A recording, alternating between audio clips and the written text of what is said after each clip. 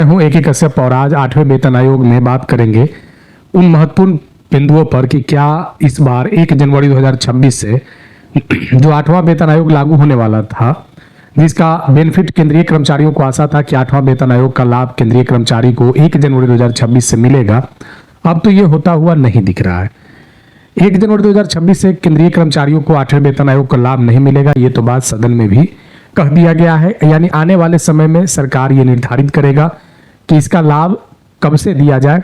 ससमय इसका 1 जनवरी 2026 से मिलेगा या जो 18 महीने में जो कमेटी रिपोर्ट प्रस्तुत करेगी और उसके बाद सरकार को लागू करने में जो समय लगे, और जब ये प्रभावी होगा तो क्या उस तिथि से, अगर ऐसा होता है तो कम से कम 24 महीने के वेतन बढ़ोतरी का नुकसान केंद्रीय कर्मचारी और पेंशनर्स को हो सकता है।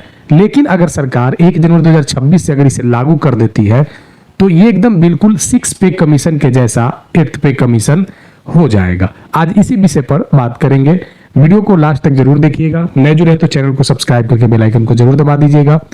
आज खास करके इस वीडियो में हम जो चर्चा करने जा रहे हैं 8th पे कमीशन को लेकर, ये काफी महत्वपूर्ण 8th पे कमीशन अभी हो चुका है, क्योंकि यहाँ पे केंद्र राज्य के जो कर्मचारी हैं, केंद्र राज्य के जो पेंशनर्स हैं, सबकी जो निगाहें हैं वो 8वें वेतन आयोग पे है। सब लोगों को ये आशा था कि न्यूनतम वेतन में बढ़ोतरी होगा, एक बेहतर फिटमेंट फैक्टर लगेगा ताकि वे इस महंगाई के दौर में उनकी सैलरी जो है वो बाजार व्यवस्था को टक्कर दे सके। अब एक जो न्यूज जो आ रहा है कि अभी जो महंगाई भत्ता 58% मिल रहा है 1 जुलाई 2026 से 1 जुलाई 2025 से प्रभावी है। अब 1 जनवरी 2026 को फिर से एक महंगाई भत्ता और महंगाई राहत का एक नया दर केंद्र सरकार प्रस्तुत करेगा AICPI के आंकड़े के आधार पे। अभी जो एक अनुमान चल रहा है कि इस बार जो 58% का जो महंगाई भत्ता है वह बढ़कर 2% यानी 60% होने जा रहा है। अब बताइए कि 2% की महंगाई भत्ता 1 जनवरी 2026 को अगर केंद्रीय कर्मचारी को मिलता है तो इससे कर्मचारियों को क्या बेनिफिट होगा, आप इसे समझ सकते हैं। जहां केंद्रीय कर्मचारी इस आशा के साथ जी रहे थे कि 1 जनवरी 2026 को उनके वेतन में एक बेहतर फिटमेंट फैक्टर होगा, एक अच्छी सैलरी गिरेगी, लेकिन अब क्या यहाँ पे सुनने को आ रहा है, अलग अलग जो सोशल मीडिया प्लेटफॉर्म पे भी ये बातों का चर्चा है और ये कयास लगाए भी जा रहे हैं कि 2% से ज्यादा 1 जनवरी 2026 से प्रभावी नहीं होगा। अब देखिए, अगर कि 2% अगर होता है तो 60% महंगाई भत्ते आपके मूल वेतन पे मिलेंगे।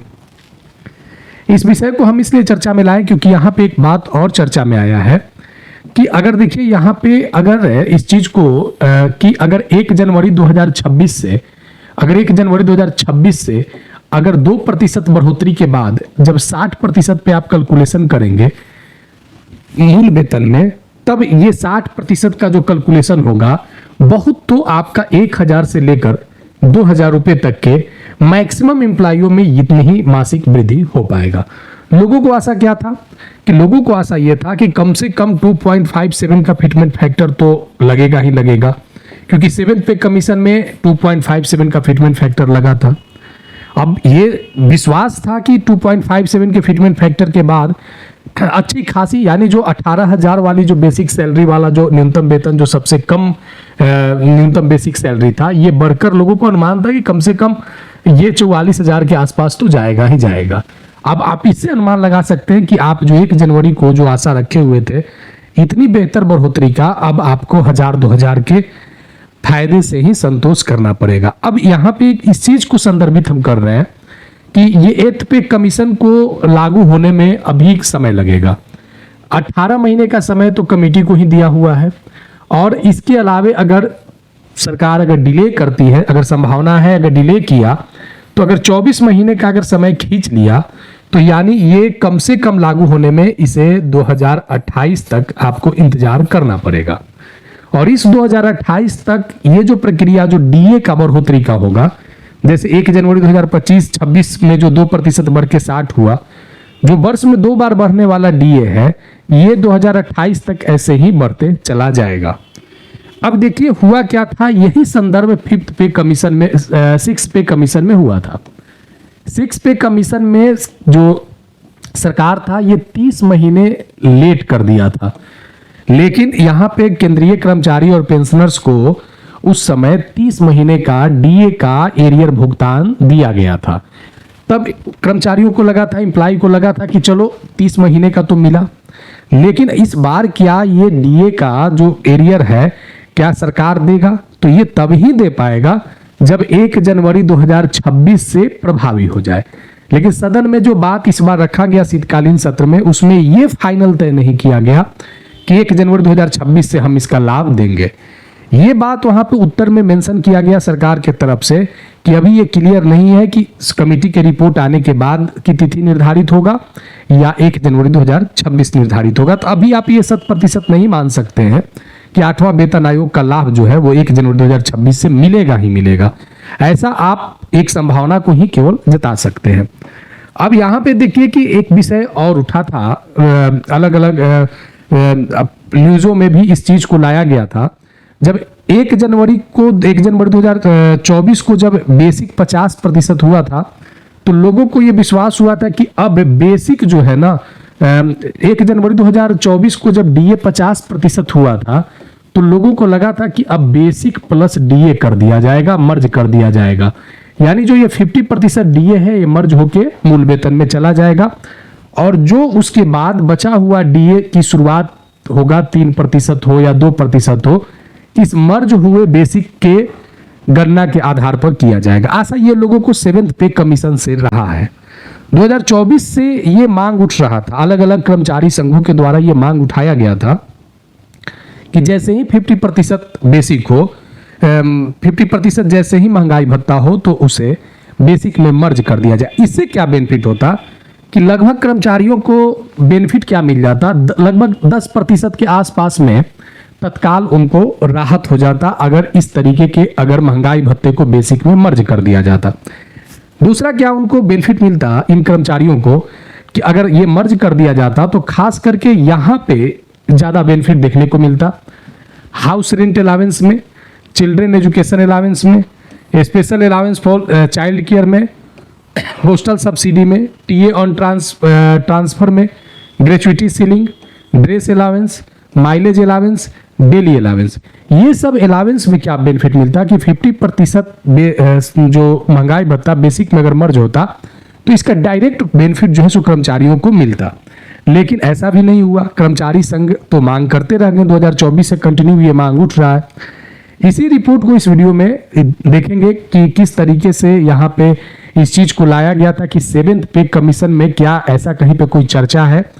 तो कुछ यहाँ पे जो उससे रिलेटेड जो पर्सन है उन लोगों ने कहा कि इस तरीके का कोई भी 7वें वेतन आयोग में चर्चा नहीं था कि महंगाई भत्ते को जब 50% हो जाएगा तो उसे मूल वेतन में जोड़ दिया जाएगा।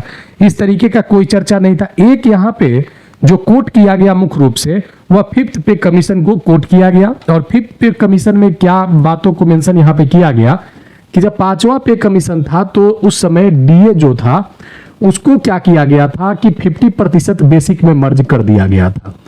तो यहाँ पे इस चीज को बड़ा समझने लायक है कि किस तरीके से केंद्रीय कर्मचारियों को 8वें वेतन आयोग में सरकार लाभ देगा आने वाले समय में कि जो इससे पहले वाले जो पे कमीशन थे उससे बेहतर हो सके। क्योंकि कर्मचारियों को जो एक आशा है सरकार से मतलब जो जगी है कि 8th पे कमीशन जो है वो 7th पे कमीशन के तुलना में भी ज़्यादा बेहतर होगा, 6th पे कमीशन में के तुलना में भी ज़्यादा बेहतर होगा। लेकिन अभी तक इस तरीके का एक जो आशा है वह सरकार की तरफ से प्रदर्शित नहीं हुआ है। तो ये सारे चीज़, क्योंकि यहाँ पे एक चीज़ को देखेंगे कि जब यहाँ पे 7th पे कमीशन आया था तो 7th पे कमीशन को यहाँ पे 2014 में घोषणा कर दिया गया था और 2016 में इसे लागू कर दिया गया, इसे इफेक्टेड कर दिया गया था 2016 से, यानी ये समय लागू हो चुका था। और यही बात हमने कहा कि 6th पे कमीशन जो लागू हुआ था, इस 6th पे कमीशन को लागू होने में 30 महीने का अतिरिक्त एडिशनल समय लग गया था।